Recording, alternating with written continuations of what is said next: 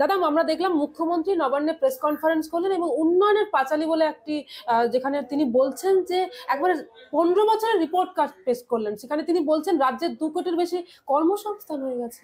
প্রথম কথা বলি, এই যে পাঁচালীটা কিন্তু সাম্প্রদায়িক কথা, পাঁচালীটা কিন্তু সাম্প্রদায়িক কথা, এটা কিন্তু মুসলিমরা রেগে যাবে দিদি। আপনি এটা বার করলেন কি করে? যা মুখে আছে বলে দিচ্ছেন, আপনি ভেবেচিন্তে বলুন, ব্যালেন্স করতে হবে তো।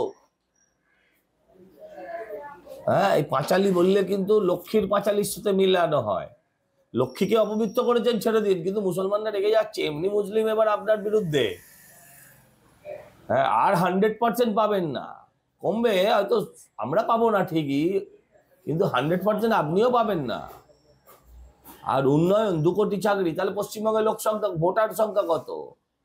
পশ্চিমবঙ্গে ভোটার সংখ্যা আমি যদি বাচ্চা দিয়ে যদি 6 কোটি দাঁড়ায়, 6.5 কোটি দাঁড়ায়, আমি যদি ধরে নিচ্ছি 7 কোটি দাঁড়ায়, তাহলে প্রতি 7 জনে 2 জন করে লোক আছে যাকে মুখ্যমন্ত্রী চাকরি দিয়েছে।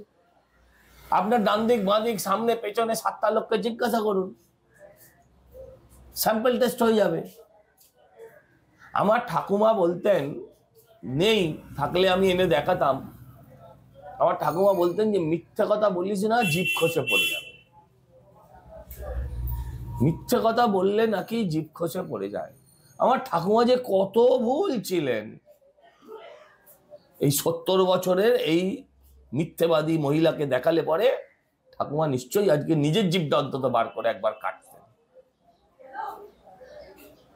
মানে একটা মিথ্যে, মানে একটা লিমিটলেস মিথ্যে, একটা মিথ্যে। আমি ধরে নিচ্ছি যে অনেকেই বলে, বলতে বাধ্য হয়, সবকিছু ঠিক আছে, কিন্তু এমন মিথ্যে যে ধর্মতলার ঘোড়ারা শুনলেও হাসে।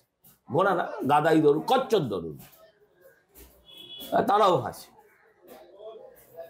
কি বলবো তাকে, কি উত্তর দেব যদি কেউ বলে আমি 2 কোটি চাকরি দিয়েছি?